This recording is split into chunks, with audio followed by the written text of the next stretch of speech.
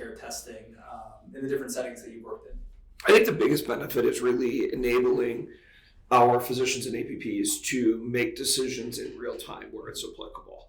I think the motivations for point of care testing have oftentimes been a little less clear. I think historically we've seen motivations for doing point of care for revenue generation and things like that. But I think as we've really seen point of care evolve, it comes down to how do we deliver the result at the time that it can be acted upon. And I think one of the key drivers attached to the change in how we perceive and how we do point of care has really been significant shifts in how we interact with our patients. So the historic model is a patient wants to be seen by their physician, they make an appointment, or they go to the clinic and they're seen.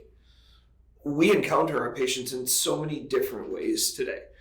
Patients love virtual visits. Patients want convenience. Patients look to alternate solutions like online-based solutions or drugstore-based solutions in order to get the care they need when they need it.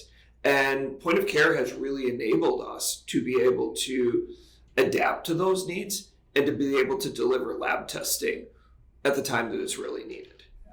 No, that makes a ton of sense. And what do you think, like, when you see like the value it has to the patients? Like, obviously you're saying it makes it much easier for, it gives them the ability to get information and care in different ways and methodologies. But like, what do you see as really some of the big impacts that point of care testing has for the patient directly? So I think it really depends upon what care setting you're in terms of how it delivers value or where you get value in it. I mean, I think a case of somebody that may be doing strep testing, for example, or flu, COVID, RSV testing.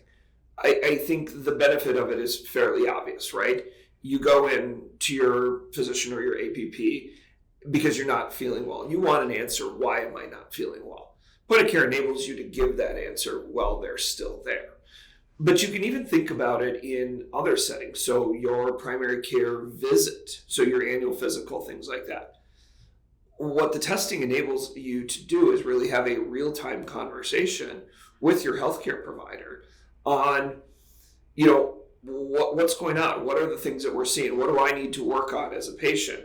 What are some of the decisions that we need to make? So we talk a lot about shared decision making. That really takes shared decision making to the next step. But I think one of the challenges is we still do have to balance, where we do point of care, making sure that it ultimately is where it delivers the greatest degree of value. Yeah. No, that makes perfect sense. Yeah, so in that same vein, where do you see point of care testing being underutilized, where it could add a lot more value, but it's not really there so much? I mean, I would actually really say that that's probably, it could be used more across multiple different delivery models. So we certainly see a lot of patients across the United States that are underserved because of where they live. So they may be living on a First Nations reservation, they may be in a rural environment, they may be in a place, in an inner city where they're not getting the level of care that they should be getting. And I think we very much underutilize it in each of those settings. I think that we underutilize it largely driven by costs for things like STI testing or things like A1C screening, where we probably don't use it as much as we should because of some of the technological limitations. We just haven't seen, as good of A1C tests as we'd probably like to see in the point of care environment. I also think that the ED environment, we're seeing significant shifts of how we deliver care and where we deliver care from an emergency medicine standpoint. There's significant trends across the country today where we're seeing micro hospitals or standalone emergency rooms that are popping up all over the place. And that's really enabled a lot more point of care testing because we don't want full service laboratories in each of those locations because financially they're just not sustainable. So I think there's a lot of different places that point of care can grow.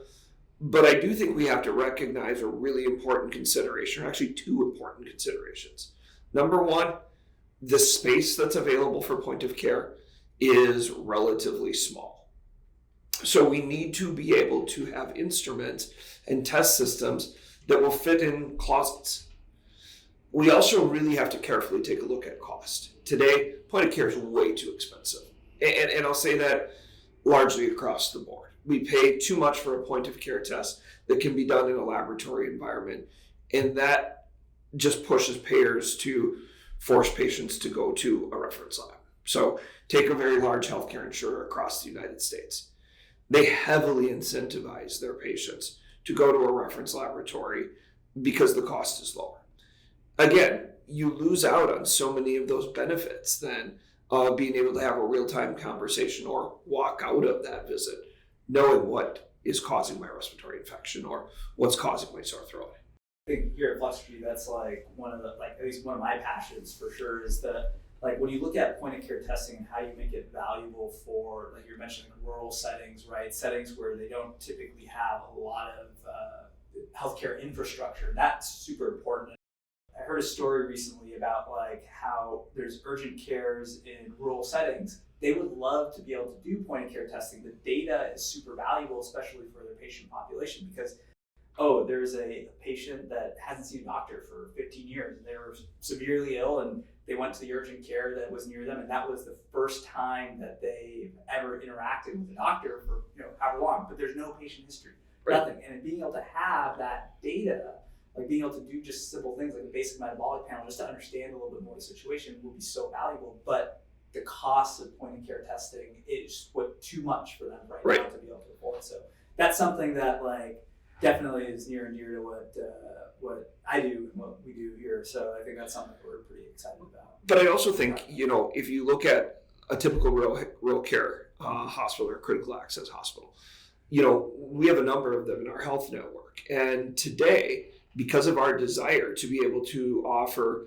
a patient, regardless of whether they live in the smallest community or in our largest community supported by our academic health system, our goal is to be able to deliver the same quality of care.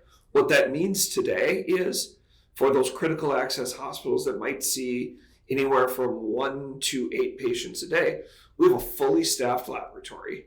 So you've got at least 3 technologists that are working in that laboratory. You've got instrumentation costs of supporting that laboratory. And those models just aren't sustainable any longer.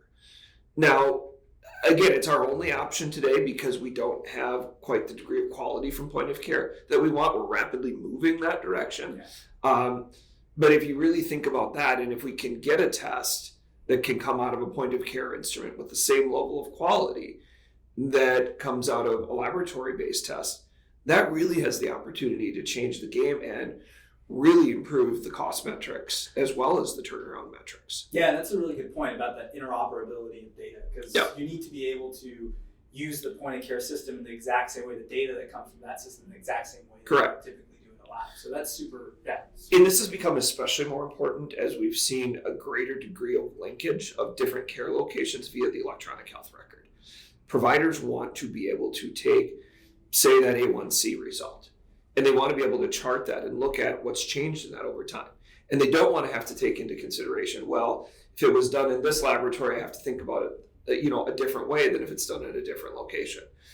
More and more interoperability allows them to deliver better quality of care. Yeah, no, that makes perfect sense. Yeah, you know what? This actually goes into one of my favorite topics too, right? So going back to sort of the, when you look at the different care settings and you look at point of care testing and from a cost perspective, how lowering costs can really help to benefit the care provider and give them better opportunities to get better care to their patients. Well, again, I think so much of this is driven by health insurance policy. We see patients that present to our health network that have to have their testing routed to our centralized laboratory because that's where the health insurer gets the best contract. So it's not necessarily routing it to the central lab because it's the best for the patient. It's because it's the lowest cost. If we can get the best of both worlds, where we can deliver high quality results on a cost basis that's in line with what we can do testing for in our central reference laboratory, that gives us the opportunity to deliver the best patient care, what I'll call best in class patient care, together with a reimbursement model where we can then get an insurer to buy into that and say, this is better all around. No, it makes sense. Yeah. So last question. So what do you see as sort of the next wave in point of care testing? So again, I think a couple of things. I think further standardization with the laboratory-based systems, interconnectivity, absolutely critical that we need to be able to see point of care systems, regardless of where it's run or location that it's run, they need to populate in the electronic medical record in the same location as laboratory-based tests. But again, that can only happen when we hit the same degree of quality or we have that interoperability. And then shrinking footprint. We don't see more and more space that's being dedicated to point of care or to clinic-based laboratories as new clinics are built or as we remodel clinics. In fact, the size gets smaller. So we have to be able to do more testing with less space. And we also have to take into account that we don't want our medical assistants, our nurses, or our physicians and APPs to become laboratorians. So this has to be super easy to be able to be performed. The results need to populate right back into the electronic medical record so we don't create a lot of burden. And we need to make sure quality is paramount. No, that's all super insightful. Great information, so I appreciate that. Thanks a lot. I appreciate the time to be here today. Thanks.